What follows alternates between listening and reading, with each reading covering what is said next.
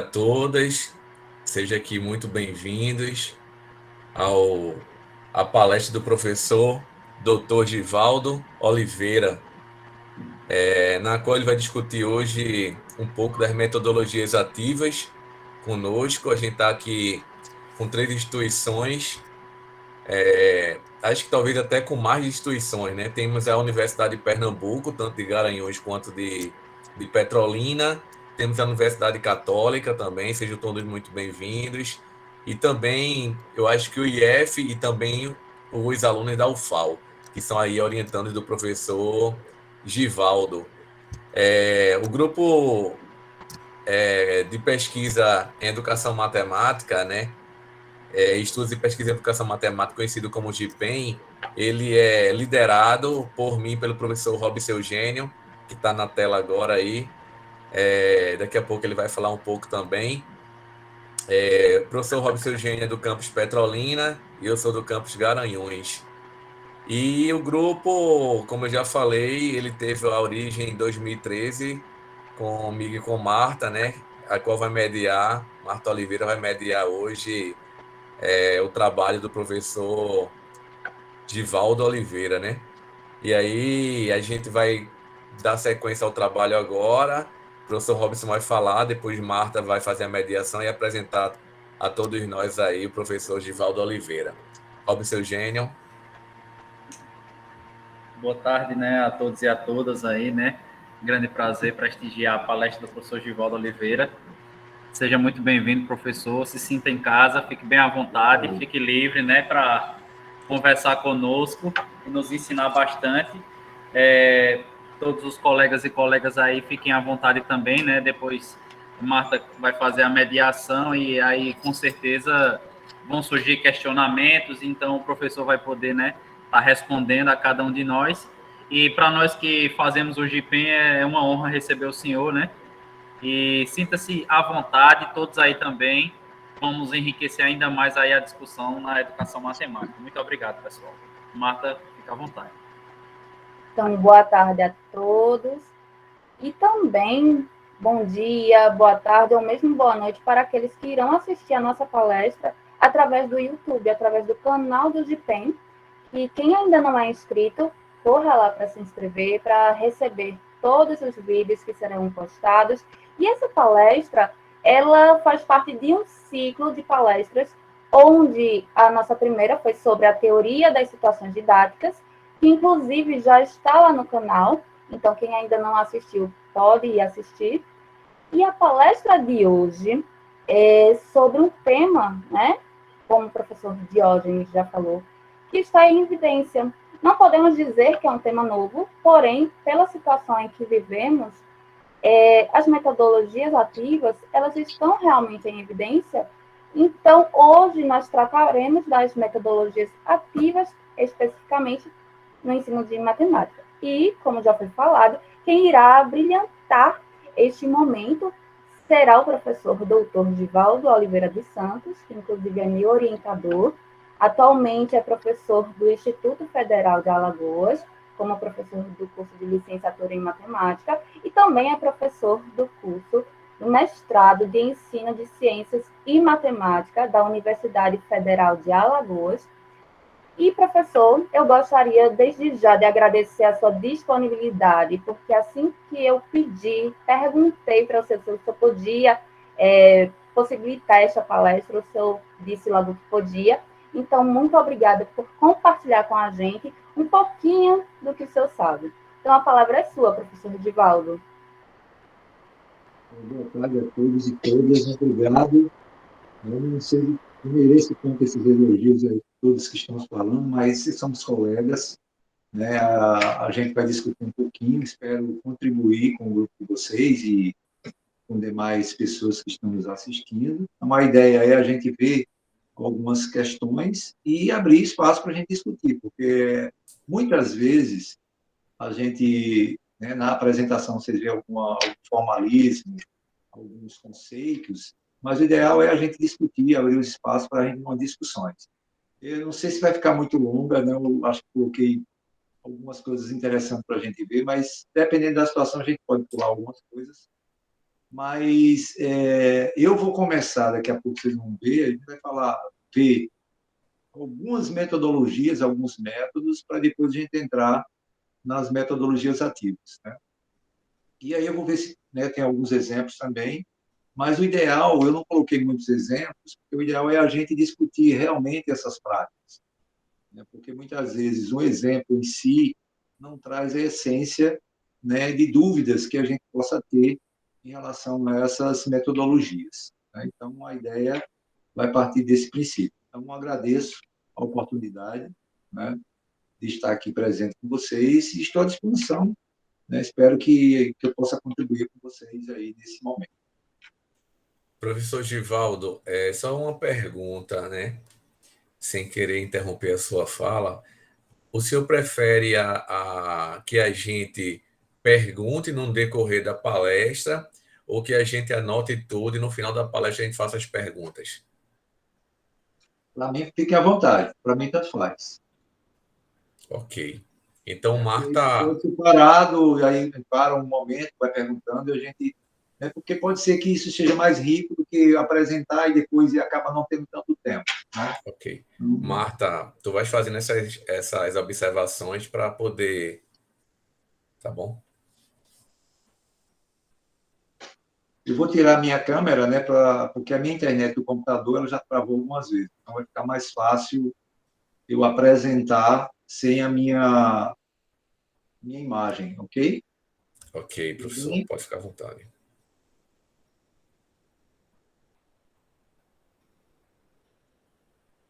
Vamos lá.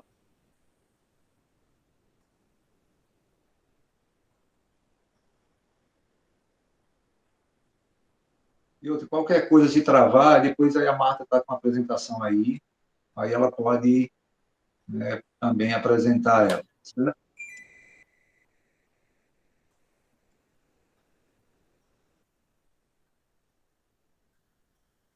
Bom, pessoal, mais uma vez, boa tarde, né? Está praticamente quase noite. Então, o título, ele tem duas conotações, né? Se você olhar, ele tem uma característica como se fosse uma pergunta, mas ela também traz como se fosse uma afirmação, né? Então, aí a gente vai ver, dentro do decorrer desse momento, como é que se dá esses princípios, tá certo? Muito bem. Então, a primeira indagação que eu faço é qual é o melhor método para ensinar matemática, ou qual é a melhor metodologia, certo? E aí, a gente tem, né? Com a matemática, vocês já pensaram em adotar um método, efetivamente, quando vão trabalhar em sala de aula?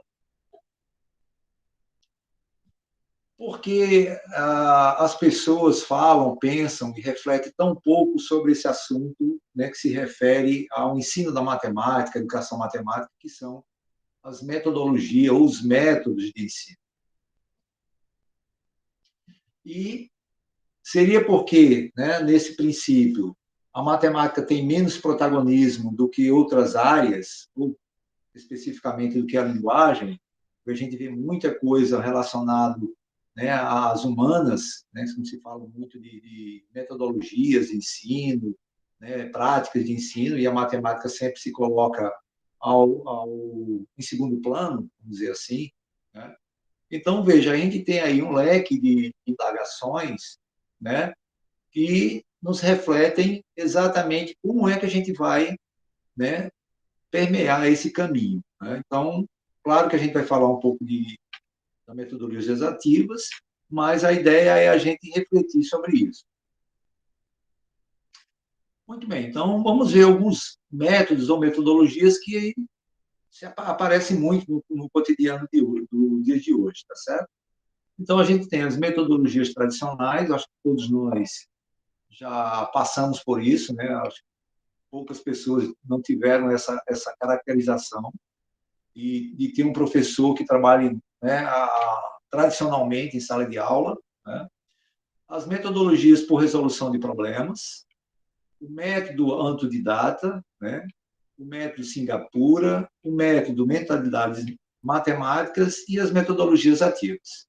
Bom, vamos ver rapidinho o que é que cada um deles traz para a gente entender o básico deles. Então, as metodologias tradicionais a gente já conhece um pouco, né?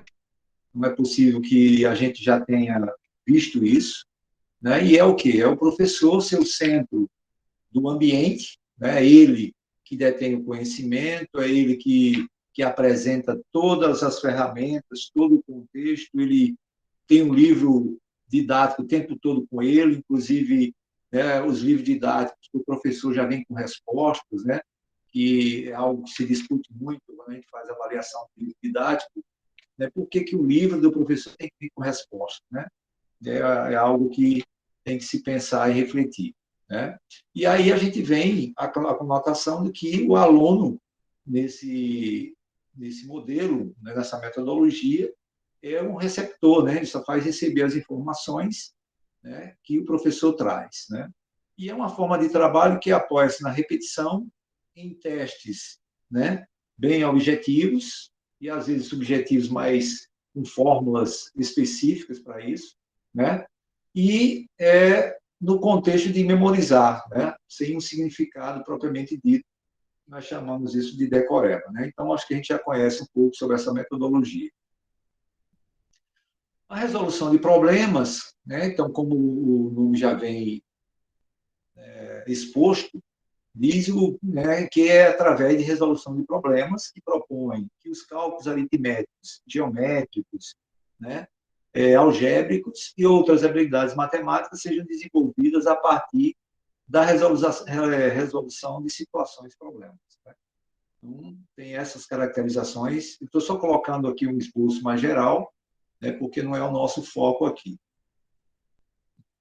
O método autodidata, este foi um método criado por um pai, né, que na realidade era um professor de matemática, ou seja, da nossa área, que não tinha tempo de ajudar o filho. Então, baseava-se em folhas soltas com cálculos que devem ser resolvidos sozinhos pela criança. Né? Então, nos Estados Unidos, esse método tem aplicações, né? Tem várias conotações, inclusive tem uma amiga minha que é professora lá da universidade que ela faz um estudo, uma pesquisa sobre essas questões, né, como isso traz benefícios ou não para a educação dessas crianças. Tem o método Singapura, né, que na semana que vem eu vou falar um pouquinho, tem uma palestra na Semana de Matemática do nosso curso, lá no IFAL, então a gente vai falar um pouquinho sobre esse método, como é que ele trata, o que é que ele vem no princípio dele. Então, ele tem uma forma de trabalho que ficou conhecida por ser utilizada em muitos países com bons scores em provas internacionais, por exemplo, o PISA, que avalia o desempenho matemático, dentre eles, obviamente, pelo nome do país de Singapura. Né? Então, é uma metodologia que ele deixa de lado a memória, né, e possui uma abordagem chamada CPA, né, que ele vai do concreto, o pictórico e o abstrato. Né? Um dos alunos fazem uso dessas três situações, né, para poder gerar o conhecimento da matemática. Né? É bem interessante esse método, né? Então, tem algumas pessoas que estão trabalhando, eu tenho até uma aluna na graduação aplicando, né, umas etapas desse método de Singapura para ver como que se dá dentro lá do Instituto. Tem o método de mentalidades matemáticas, este método baseia-se nos conhecimentos da neurociência para afirmar que o cérebro aprende matemática basicamente a partir de habilidades visuais, já que 2 das 5 áreas cerebrais que são ativadas enquanto manipulamos os números estão relacionadas com a visão. Né? Claro que aí a gente tem uma conotação, eu tenho uma aluna no PPG-Sim, que é a Isabelle, ela está trabalhando com essa questão de neurociência, mas ela não está trabalhando só com a visão, né? Ela está trabalhando também com a parte de escrita. Então, ela está fazendo uma correlação, né, de como, né, a composição desses dois sentidos estimulam a questão cognitiva dos alunos. Né?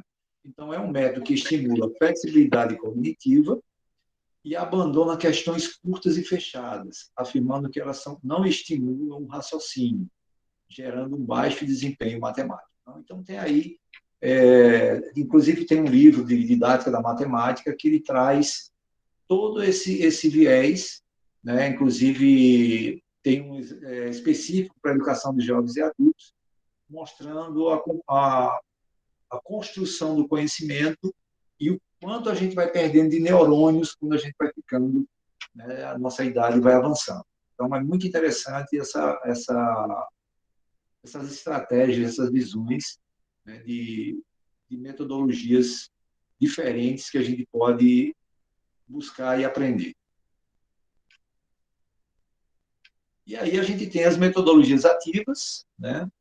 Então, alguns estudiosos dizem que esta metodologia chegou para atender às necessidades de os professores criarem aulas mais atrativas, né, para que os alunos participassem mais, desenvolvessem mais interesse nas suas aulas, né? E iniciou-se, então, como um flip classroom, né? Em português, uma sala de aula invertida. Então, essa foi a composição essencial do início dela. Então, nesta forma de trabalho, o aluno é o centro, é um participante ativo da aprendizagem e não apenas telespectador. Então, é bem diferente da tradicional, mas espero que no final, né, que eu vou deixar aqui uma indagação, né, para ver se vocês realmente vão escolher a metodologia ativa como só ela como desenvolvimento, né? Então, a gente vai discutir isso. Muito bem. Né? Então, no Brasil, essa contextualização educacional, né, vão desde escolas onde os estudantes ocupam grande parte do seu tempo copiando textos, né? Então, a característica maior que a gente tem, né? Inclusive, até nas universidades hoje, a gente tem muitas pessoas que refletem e pensam sobre isso, podem até falar que usam metodologias ativas, mas vamos dizer assim, na efetividade deles, eles estão trabalhando tradicionalmente, né? Estão fazendo exatamente aquilo que se dispõe a metodologia tradicional e não a metodologia ativa, né?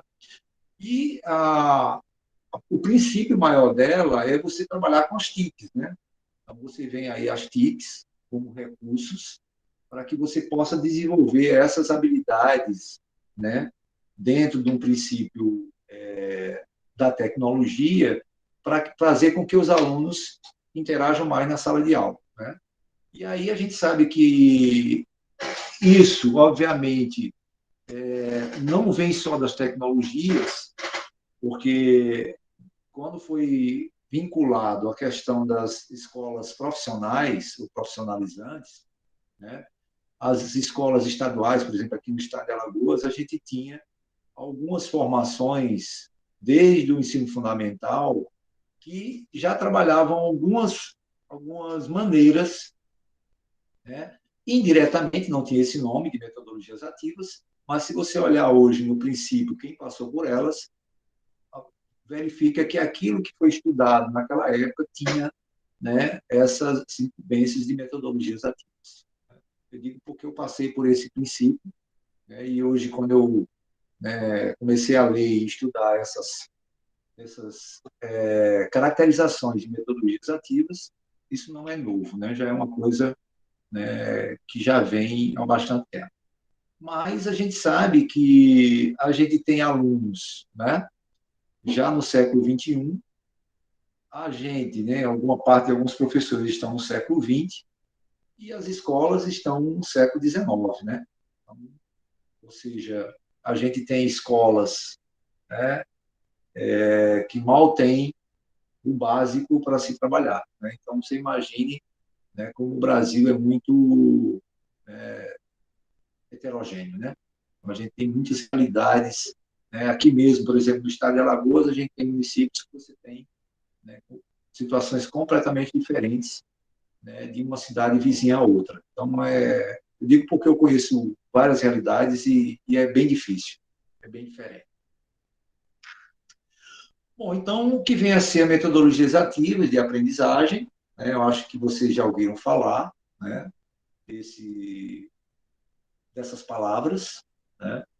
E aí essa expressão, né, ela vem do principal objetivo, que é caracterizar, né, formas mais, vamos dizer assim, mais diferenciadas, né, que possa vivenciar o conhecimento que o aluno tem e ele buscar essas caracterizações, né? Então, a gente tem aí, ó, pelo menos em suas formas mais simples, vocês conhecem meios de ensinar e aprender que pode ser considerados como um tipo de metodologia ativa, né? Aquilo que eu estava falando antes. Então, muitas coisas que a gente trabalha, a gente acha que não é metodologia ativa, mas tem muita coisa que a gente já faz, né, que são metodologias ativas, né? Então, a gente começa a usar algo diferente, né? Mas a caracterização específica, né, a gente vai ver isso no final. Não quero responder agora, porque eu quero deixar uma dúvida aí no ar para vocês no final.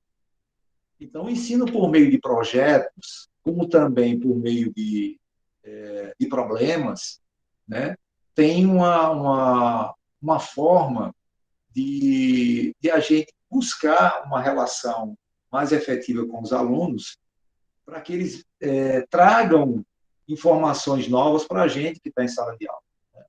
Então, quando você coloca uma caracterização para os alunos, eles buscarem mais informações, e quando eles trazem algo, eles trazem um conceito novo, né, para eles, e pode até ser um conceito novo para nós, né? Eu digo porque muitas vezes, quando eu dou alguma formação, eu vejo que alguns colegas nossos, né, não têm alguns conceitos fundamentais. Então, é algo que a gente precisa discutir também nesse momento aqui, se for possível. Muito bem. Geralmente, essa expressão aprendizagem ativa, né, que pode ser entendida também como aprendizagem significativa, né, é usada de forma vaga e imprecisa. Intuitivamente, a gente imagina que toda aprendizagem é inerentemente ativa. Muitos consideram que o aluno está sempre ativo, envolvido, enquanto assiste a uma aula expositiva, né? Então, existem aí alguns autores que apresentam esse viés, né? Querendo difundir que o aluno, quando está lá assistindo a aula, ele está ativo, né? Entretanto, né, a gente sabe que isso não é verdade, né? Porque a gente sabe que quando se trabalha a parte cognitiva dos alunos, né, a gente precisa saber ouvir e saber efetivamente fazer com que eles participem, eles critiquem, eles apresentem formas diferentes de ver aquilo, né? E a gente sabe que nem todo professor abre esse leque, né? Então, esse último frase aí é de Mayer Jones, 93, que já trazem essa abordagem, né, mostrando que existe situações cognitivas que já apresentam essas caracterizações, né, com esse envolvimento do aluno mais crítico e mais ativo em sala de aula. Bom, se tiverem alguma pergunta e quiserem fazer, fiquem à vontade, tá? Para envolver-se ativamente no processo de aprendizagem, o aluno deve fazer o quê? Ele deve ler, escrever, perguntar, discutir, ou estar ocupado em resolver problemas e desenvolver projetos. Além disso, esse aluno deve realizar tarefas mentais de alto nível, como análise, síntese e avaliação. Então, nesse sentido, as estratégias que promovem a aprendizagem ativa podem ser definidas como sendo atividade que ocupa o aluno em fazer coisas e, ao mesmo tempo, o leva a pensar sobre as coisas que está fazendo. Então, Bonell, Elson e Silverman, né, falam sobre isso aí nos trabalhos deles.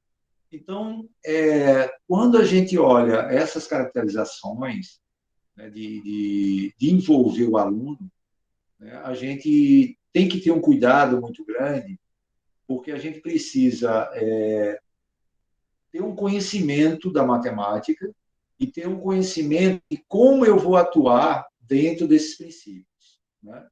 Então, por exemplo, existe uma metodologia de Van Healy, né, que trabalha muito com geometria, mas ele serve para várias etapas, né? E depende do nível, eles têm lá os níveis de abordagem, e aí eles têm uma sequência, vamos falar assim, mas essas sequências elas são puladas de acordo com o desenvolvimento de cada aluno. Então, é específico. Então, o aluno desenvolve suas etapas, suas curiosidades, e eles trazem indagações e vão aprimorando o seu conhecimento. Então, veja que não é... A gente tem vários autores que trabalham isso, mas a gente já tem outros pesquisadores que já atuam de outra forma, mas não com esse nome de metodologia ativa. Mas, quando a gente vai analisar, ele também tem essas características. Muito bem. Assim, a aprendizagem ativa ocorrerá quando os alunos interagem com o assunto em estudo, ouvindo, falando, perguntando, discutindo, fazendo e ensinando, né? Então, veja que os alunos, na hora que eles estão tirando dúvidas dos colegas, eles estão interagindo e eles estão também buscando conhecimento e levando conhecimento aos colegas, né? Ou seja, está tendo uma interação que envolve, né, todos na sala de aula. Então, a essa caracterização, né, você agora tem um professor, né, ele vai estar lá mais passivo, enquanto os alunos vão estar mais ativos, né? Então, essa é uma caracterização de um mediador, né, de um orientador. Então, um orientador, né, ele vai fazer com que os seus orientandos busquem informações, e muitas vezes essas informações nem ele sabe, ele vai, né, também aprender com esse orientando. Então, a ideia das metodologias ativas é exatamente essa composição, que é algo que eu aprendi, né, quando eu fiz o doutorado, né, já não trabalhava ainda com metodologias ativas, mas o meu orientador já fazia isso dentro da sua composição. Então, ele sempre apresentava um problema e queria que a gente apresentasse caminhos. E aí ele reunia os seus orientandos, né? E aí cada um ia dando um caminho. E aí, claro, obviamente, por ser um orientador, você tem que mostrar que, se você for expandir demais, você não consegue resolver aquele problema, né? Então, você tem que pensar numa resolução de problema. Então, o professor vai ser um mediador nesse conjunto, né, buscando exatamente essas caracterizações, para que os alunos não possam ficar tão dispersos, porque a partir do momento que algum começa a caminhar demais dentro de um contexto, dentro daquele ambiente, acaba as informações ou as caracterizações dos problemas, né, não chegam a uma solução. E aí você acaba tendo esse viés diferenciado. Então, tem que ter esse cuidado, por isso que o professor vai ser um mediador e um orientador, né? Então, ele vai ter essa caracterização. E vai facilitar esse processo de aprendizagem, né? Então, ele vai estar ali apresentando conhecimentos, vai estar ali discutindo com os alunos e mostrando determinados caminhos que, na busca, né, de resolver aquele problema ou fazer aquele projeto, né? Então, essas são as caracterizações básicas que a gente tem aí das metodologias ativas. Alguém quer fazer alguma pergunta?